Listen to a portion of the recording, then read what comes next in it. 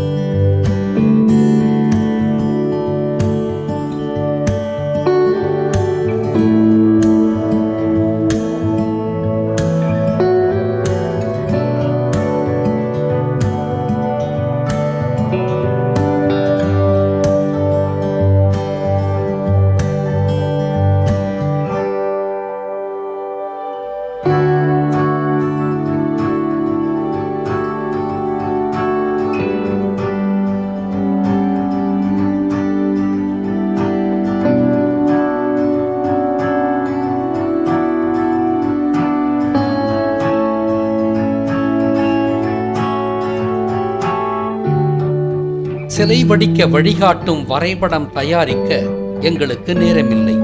அதனால் அந்த பொறுப்பையும் சிற்பக் கலைஞரிடமே விட்டுவிட்டோம். வஜ்ராயுதம் வைத்திருப்பது மழைக்கடவுளான இந்திரனின் முதன்மை அடையாளம். அது மின்னல்தான். அதாவது மின்னலை உருவாக்கும் இடிதாங்கிதான் வஜ்ராயுதம். வைரம் என்றால் ஒளி என்று பொருள். மின்னல் எனும் ஒளி ஆயுதம்தான் வைர ஆயுதம், அதாவது வஜ்ராயுதம். வஜ்ராயுதத்திற்கான இந்த விவரணத்தை தபதியிடம் சொன்னோம். அந்த வஜ்ராயுதத்தை தான் நீங்கள் பார்த்து கொண்டுள்ளீர்கள். அடுத்து ஹாட் ஃபிட்டிங் டெக்னாலஜியை கொண்டு இரும்பு ஷூ போட்ட, அதாவது இரும்பால் கட்டுக்கட்டிய 8 ஆரங்களை கொண்ட சக்கரத்தை கண்டுபிடித்ததால் இந்திரனுக்கு சக்கரன், சாக்கா என்ற பட்டப்பெயர்களும் உண்டு.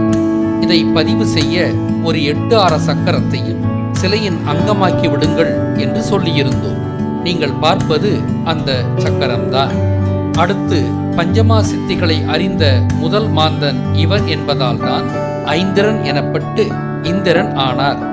அதை குறிக்கவும் ஆசீவகத்தை குறிக்கவும் ஈர்ப்பரிமாண 5 இதழ் தாமரையை இந்திரனின் இடதுகையில் வடிக்கச் சொன்னோம். தபதி அதை முப்பரிமாண 5 இதழ் தாமரையாக வடித்து விட்டார். ஈர்ப்பரிமாண 5 இதழ் தாமரையாக இருந்திருந்தால் இன்னும் சிறப்பாக இருந்திருக்கும்.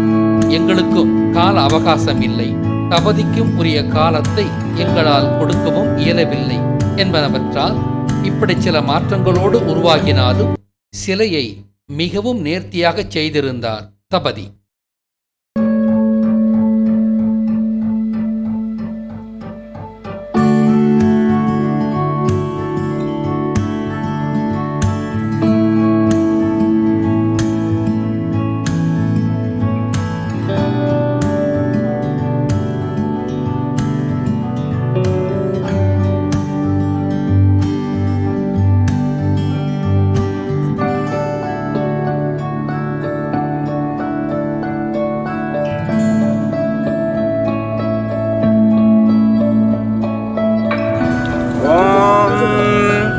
விளக்கினை ஏற்றி வெளியை அறிமின் விளக்கின் முன்னே வேதனை மாறும் விளக்கை ஏற்றும் விளக்குடையார்கள் விளக்கில் விளங்கும் விளக்கவர் தாமே.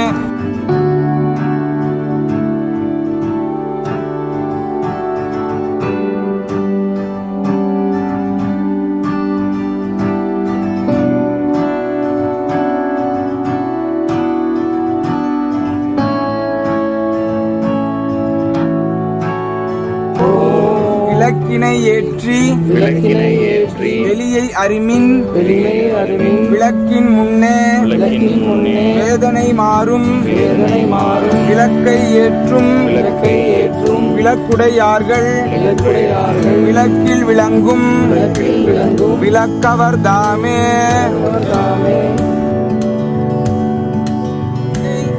ஏடங்கை நங்கை இறையங்கள் முக்கணி வேடம்படிகம் சூடும் வெண்தாமரை சூடும் திருமுறை பார்வதி பாதங்கள் பாடினால் சென்னிவாய் தோத்திரம் சொல்லுமே சென்னிவாய் தோத்திரம் சொல்லுமே. ஓம் தோளும் துயிலும் சுருள் தோடும் பால் வெள்ளை நீரும் பசும் ஜாந்தும் பைங்கிலியும் சூளமும் தொக்கவளையும் உடைத்தமை கோலமே நீக்கி குளிர்ந்ததாய் கோத்தும்பி ஆர்த்த பிறவி துயர்க்கட நாம் ஆர்த்தாடும் தீர்த்தன் போற்றி.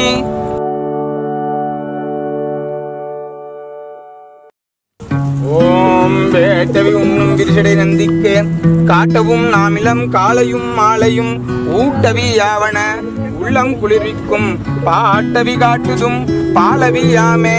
சேந்தன் கொடுக்க அதுவும் திரு அமுது ஆகியதே சேந்தன் கொடுக்க அதுவும் திரு அமுது ஆகியதே. ஓம்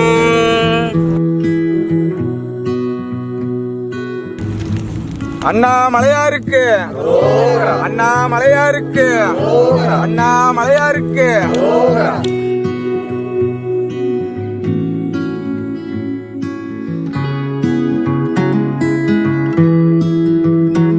பூசி மகிழ் வீர ஞாமாகில் தங்கா வினை தீரும் சிங்காரமான சிவனடி சார்வாறு ஒளிநீர் அணிந்து எம் உளமே புகுந்ததனால் தங்காளன் பூசும் கவச திருநீரை மங்காமல் பூசி மகிழ் வீர ஞாமாகில் தங்கா வினை தீரும் சிங்காரமான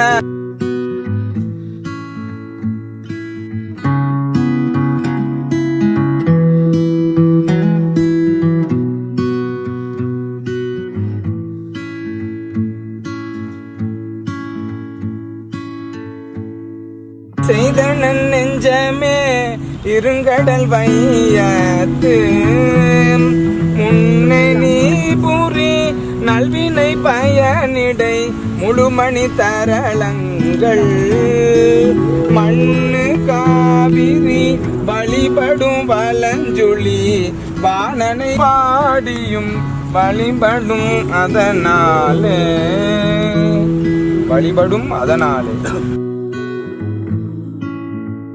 ஓம் ஓம் அலர்கடவுளே எழுந்தருள்க ஓம் ஓம் அலர்கடவுளே எழுந்தருள்க ஓம் ஆழி கடவுளே எழுந்தருள்க ஓம் ஆழி கடவுளே எழுந்தருள்க ஓம் இந்திர கடவுளே எழுந்தருள்க ஓம் இந்திர கடவுளே எழுந்தருள்க.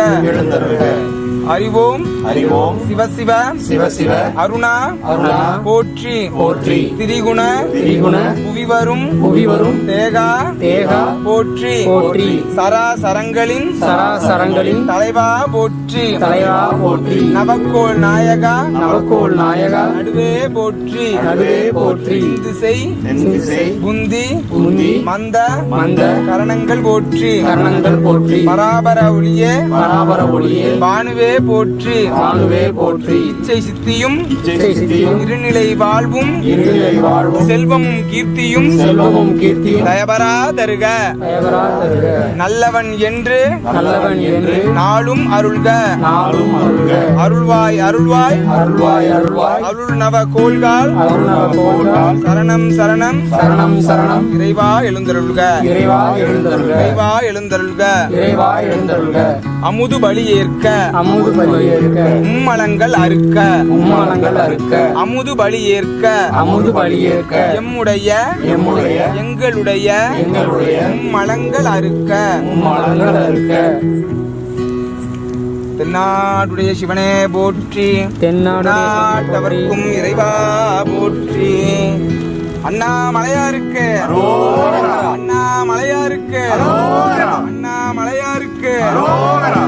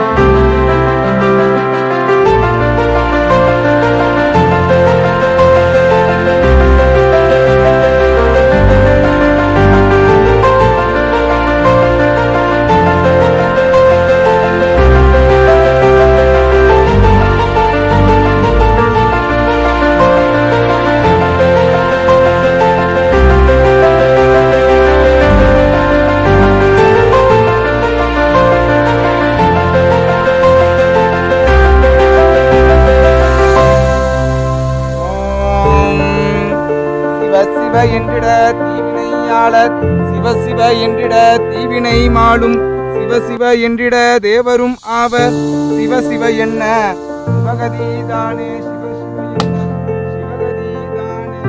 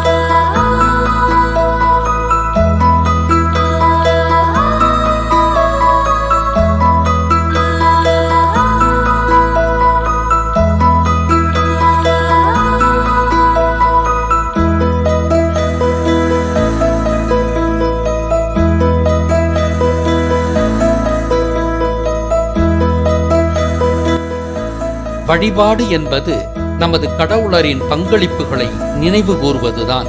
இந்திரனின் சாதனைகளிலெல்லாம் முக்கியமான சாதனை லெகிமம் சக்தியை கொண்டு அவர் வானத்தில் மிதந்ததுதான். இந்த சக்தியை கொண்டுதான் ராமனின் படைகளை விட சிறிய படையான ராவணன் படை வெற்றி கொண்டது. இந்த சக்தியை கொண்டுதான் இந்திரனும் மழைக்கடவுளானார். பூமியின் செயற்கைக்கோள்களைப் போல வானத்தில் மிதந்து வரப்போகும் மழையையும் சூறாவளியையும் முன்கூறியதால் இந்திரன் மழைக்கடவுளானார். இதை நினைவு கூறும் விதமாக வண்ண வண்ண மின் விளக்குகளால் அலங்கரிக்கப்பட்ட ஹைட்ரஜன் பலூன்களில் இந்திரனின் உருவத்தை பதித்து அவற்றை வானேகிய இந்திரனே வாழ்க என்ற முழக்கங்களுடன் விண்ணில் பறக்கவிட்டு கொண்டாடினோம். இதுவே நிறைவு செய்யும் வழிபாடாக இருந்தது. எளிமையான விழாவாக இருந்தாலும் ஏறத்தாழ 2000 ஆண்டுகளுக்கு பிறகு கடற்கரையிலேயே இந்திரனுக்கு இந்திர விழா எடுத்து தனது கடனை நிறைவேற்றியுள்ளது 5ஆம் தமிழர் சங்கம்.